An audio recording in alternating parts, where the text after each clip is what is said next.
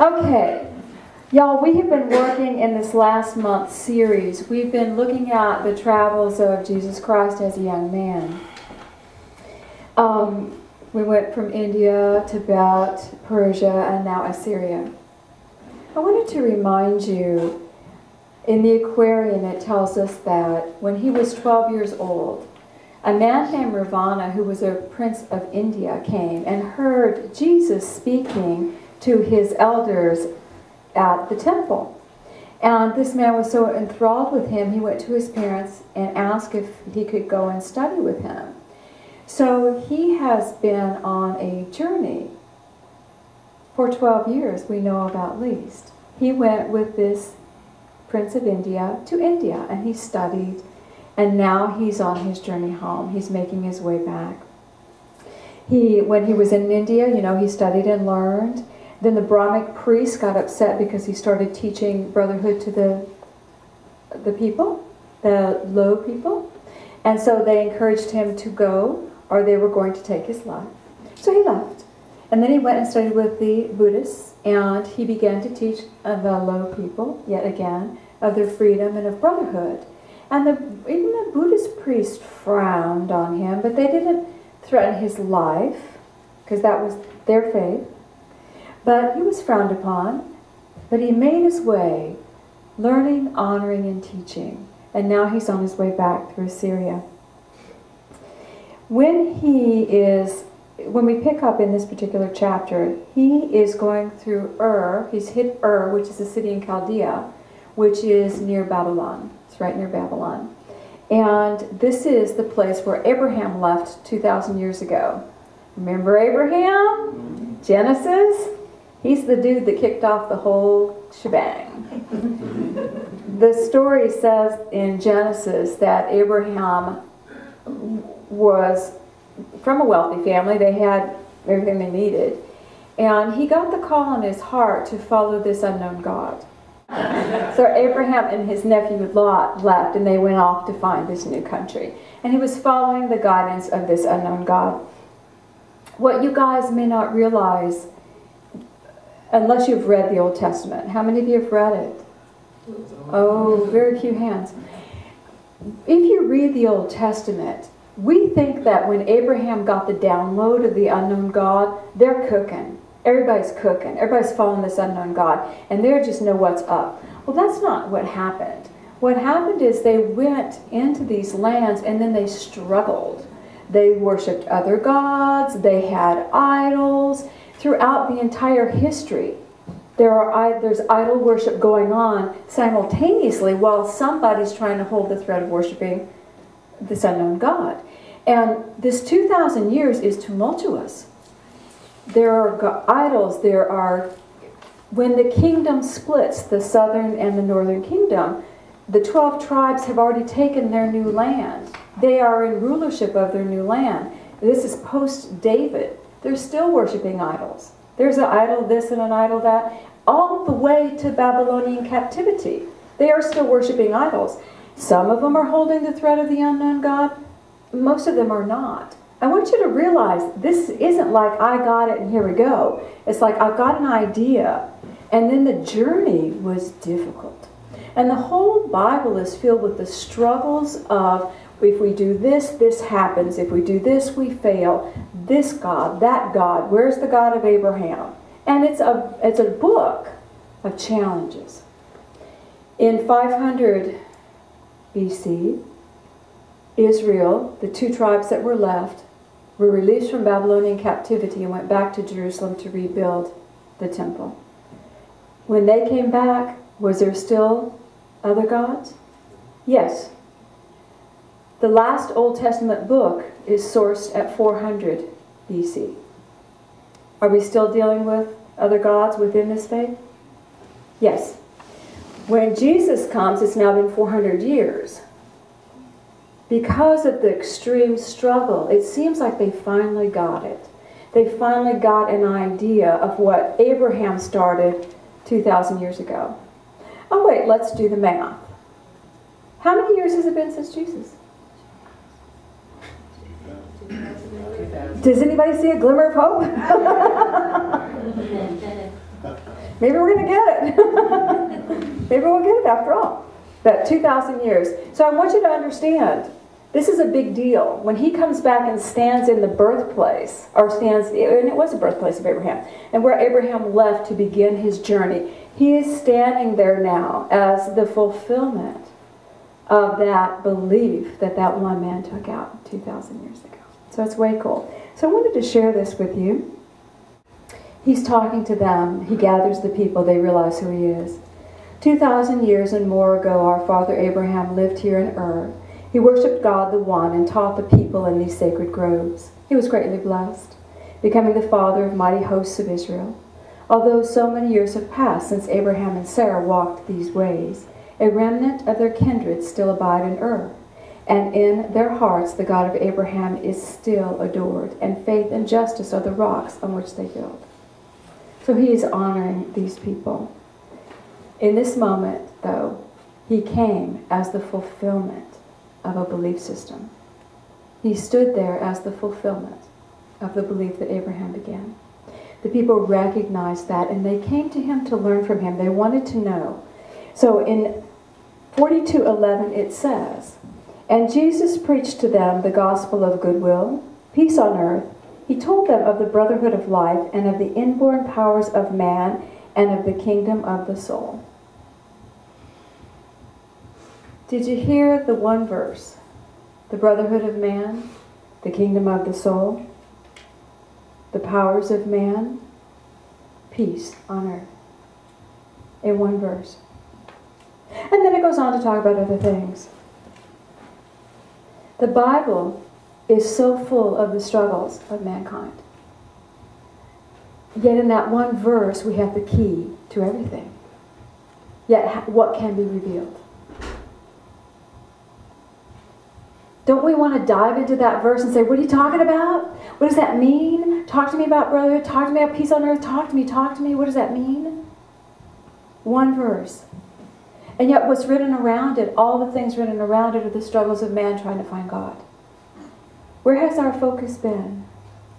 Do you see? Where has our focus been? One little verse that can really open us up. I had a very interesting week this week. Ta-da! It's getting warm. I'm going to get down to work now. I had an interesting week this week. You know, I love the healing work. I adore it, and I do it. And we have a color table at the house, so I get under my colored lights and receive a session. And on healing night, I'll get on the table. But it had been months, I mean maybe 4 months, since I had had a Reiki treatment, where I lay on the table and let someone else Reiki me. And I said, Patrick, do you have a hole in your schedule? No, he didn't. And I was working, so 4 o'clock came around, and he said, you're getting a Reiki treatment. I said, no, I don't want to make you stay beyond your day. You worked hard. And he said, no, shut up, let's go. Thank you. So I got on the table, and there was, you know, we're trying to finance the church. We've got a lot of things on our plate right now. And there was a bunch of busyness that started flying off my mind. Do you remember the service last Sunday about all the busyness? All the busyness started flying off my mind. And I was relaxing into it, and I could feel the Reiki, and it felt wonderful. And I remembered what one of my girlfriends said as all that busyness flowed many, many years ago when we were first getting into healing. She said, we had seen a movie.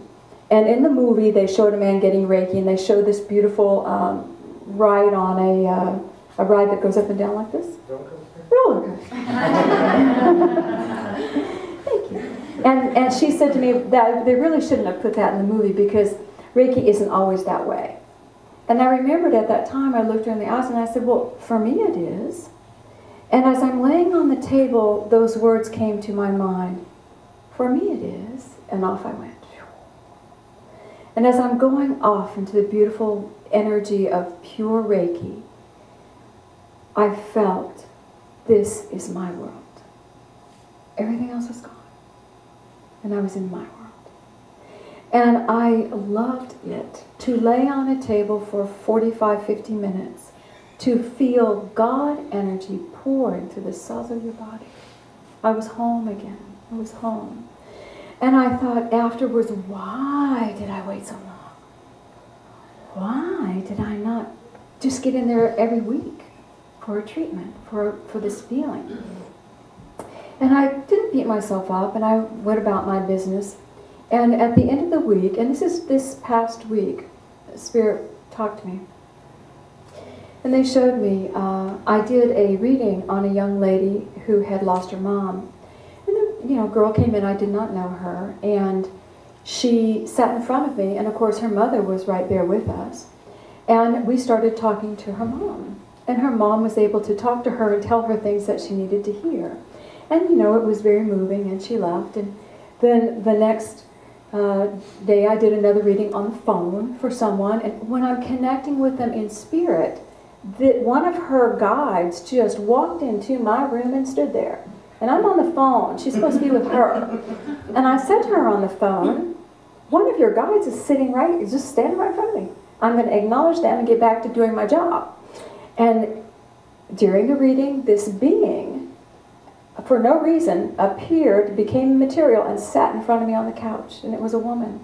And right as she did that, the woman on the phone said to me, talk to me about the being you saw when we first connected. Oh, well, she's here. I described her, and she said, that's my mom. And then I worked on another client, and we worked, and we released a memory where the emotions had clouded a thought and created a belief that she was less than.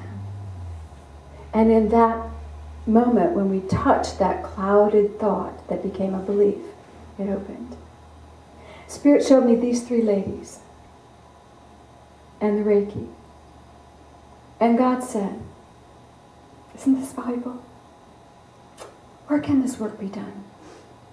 Where can this work be done? And I breathed. And I knew that no matter what was going on around me, we are doing service when we deal in spirit. No matter what the world tells us. When we deal with spirit, when we touch spirit, when we can feel and love, we're doing work for God and where it's of value. So they asked me to share that with you today because the next step of Jesus' journey in Assyria is he goes home. He goes home. He has been teaching brotherhood throughout every country that he walked. And what happens when he goes home with his brothers? They reject him totally. They turn against him. And when he was a child, when he was 12, he said to his mom, I want to go meet my kin. I want to go meet my father's people in all the other country, my relatives. And he did that. He was able to do that. And he came home to bring this richness of spirit. Can you imagine? Could you feel the energy of my little week? Can you imagine the energy that he had? Oh my God. Can you imagine what he could have shared? Oh my God. And he came home and his mother was elated. And it says, his mother's heart was filled with joy, and she made a feast for him, inviting all her friends and family. But Jesus' brothers were not pleased that such attention should be paid to one they deemed a sheer adventurer. They went not to the feast. They laughed their brother's claims to scorn. They called him indolent, ambitious, and vain, a worthless fortune hunter, searcher of world for fame, who, after many years, returns to his mother's home with neither gold nor any wealth. He brought back nothing of value. Nothing. Because it could not be measured by their banking eyes. It was of no value. Yet when we look at how he lived during his 12 years, how did he live? He lived in palaces and castles. He lived in temples. He lived in the hovels of a generous farmer's home. He never lacked for a thing. He lived from the most prosperous to the most humble and was satisfied. He was never hungry. He always had food, clothing. He always had people who loved him. He was about his Father's business, and he was supplied. The wealth of material matter that he enjoyed was probably something his brothers will never see in their lifetime. And the wealth of his spiritual life that he enjoyed was immeasurable. Yet they turned away. How often do we measure our lives by our material? When we work, how often do we measure what we accomplished by how many phone calls we made or how many tasks we accomplished? You know? How often are we the brothers, not celebrating somebody else's joys? I know there are spaces where I would not tell my stories. You know, oh, someone's mom came in. Yeah, no. But we have to know what we are measuring in our own lives and in our own world. So, he taught oneness around the world, and he taught brotherhood. Do you know the one thing that keeps us from that oneness and that brotherhood? Is fear. We think the healing of fear is perhaps courage and bravery. Buck up, get strong, don't be afraid. That's not going to heal fear. The healing of fear is oneness. I am now connected. If I am in separation, I am in fear. If I am in fear, I am in separation. Wait a minute, if I can recognize I am in fear, maybe I can go into oneness. Everybody is my brother. I am in God's world and I am safe. Do you see the difference? But his brothers weren't ready to hear it. They just weren't. So, the chapter ends this way. And Jesus called aside his mother and sister. His aunt's name was Miriam, and he told them of his journey to the east. He told them, verse 22, he told them of the lessons he had learned, of the works he had done, and to others he told not the story of his life. So we have one verse, yet again, would you not want to jump into with everything you had? One tiny verse in a book that could give us insights into how God works through man. But he spoke to the heart that was ready to receive. He spoke to the heart that knew spirit and that could measure spirit with their love. When we look at our lives, we have to understand, what are we ready to hear? What are we ready to experience? If we're ready to experience oneness, we step out of fear. If we need separation, we accept that we're going to live in fear. If we live in separation, we are not ready to receive the greater that the oneness would give us. And when you are in fear, you measure by things that keep you safe, which in your mind is material. Where you are in oneness, your measurement is totally different. I was reminded this week of a part in this book that I found fascinating. I wanted just to read it to you. This is the book called Love Without End, Glenda Green. And Glenda actually sat with Jesus and she painted him and he would teach her. And this is like in the 1990s, late 90s. So she said this to him. I always know when you enter the room because your spirit feels different. And when I read that sentence, I went, yeah, his spirit does feel different. I can tell the difference too. My little mind just quit for a minute. And then he said, no, It is my love that feels different. We are each known by our love. So when people feel us, they are feeling the love that we have, that we share, the love that we're sharing with the world, the love that we have with the world. It's my love that you feel. For we are all connected in the oneness of spirit. But how we choose to express our love is unique. And he said a few pages later, in the trenches of life, our little idiom, and we're all in the trenches, love is knowing that your very presence makes a difference. Measuring our value by the amount of love that we have, the amount of love that we share and give. I love the divine dip, whatever is yours to do, whatever job is before you, do it with God hand in hand. You are there helping the whole. Wherever you are, if you are bringing love to the trenches, I had another client I was talking with on the phone, and she wants to do some work with spirit in a different way with the masses. And I said, well, you know, that means you're going to be in the trenches. I myself am here in a beautiful abode where people are magnetically drawn. I am not in the trenches out in the world talking to people. I said, you will be in the trenches. And she said to me very calmly, I already am. I already am.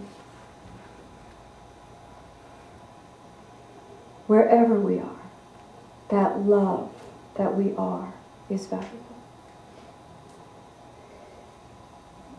Jesus Christ stood in Assyria, the fulfillment of a promise that was given to a human man with many limitations 2,000 years before. And he stood as a man realized, with the powers of God manifesting through him.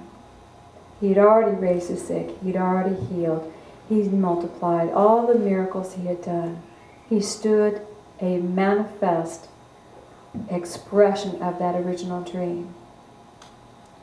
And he took it to a consciousness that was mixed. Some could receive and some could not.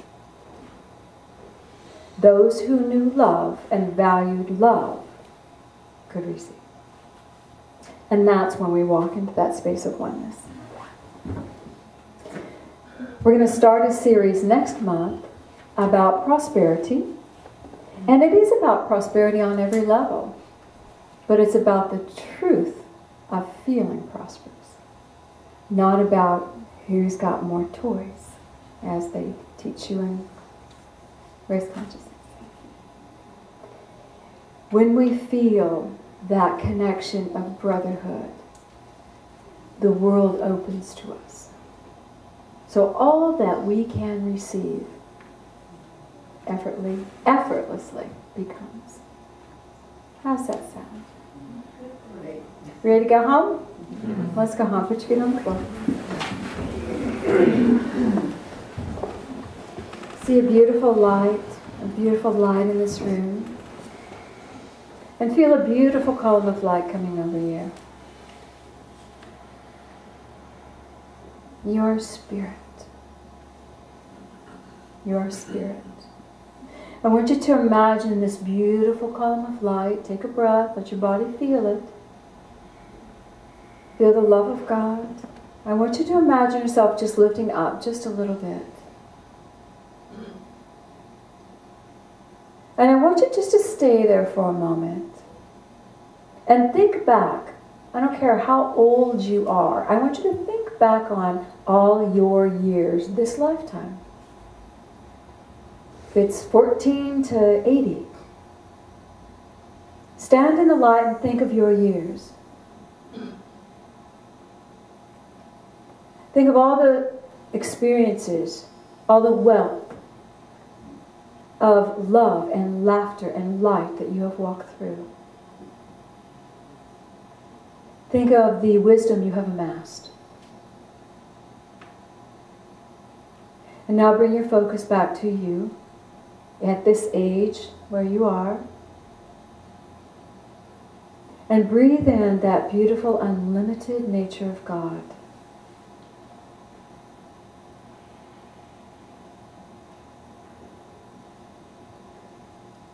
And feel your soul, your spirit.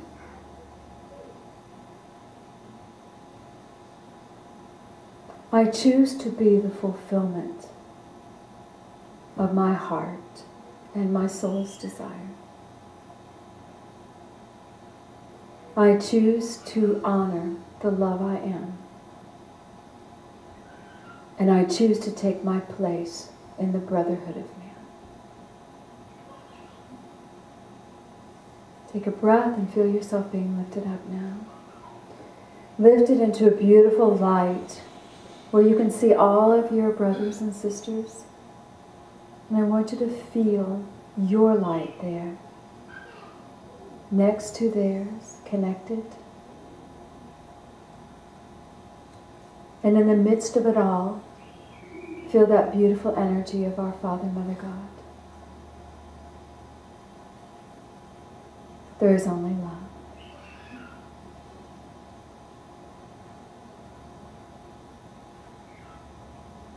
Breathe and feel the presence of Jesus Christ standing by your side. Feel Him take you by the hand and look into your eyes.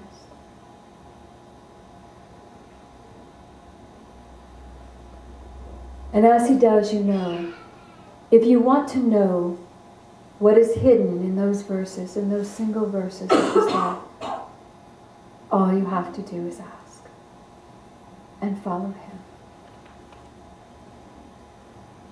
Feel the love.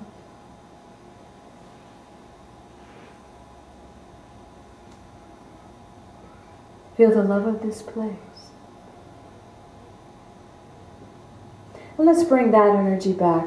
Gently bring all the abundance of the light and the love, bring it back into your body, back into this room.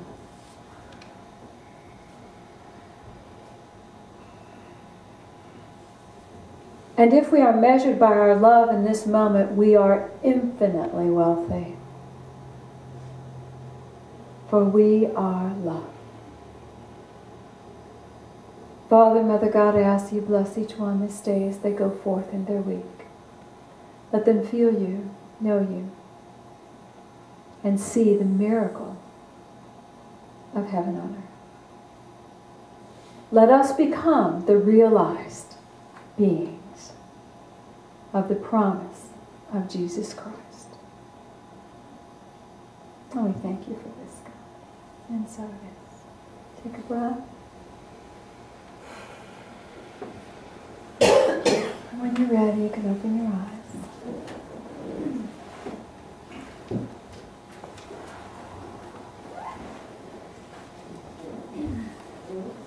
How do you feel? Do you feel like you're a big old ball of love?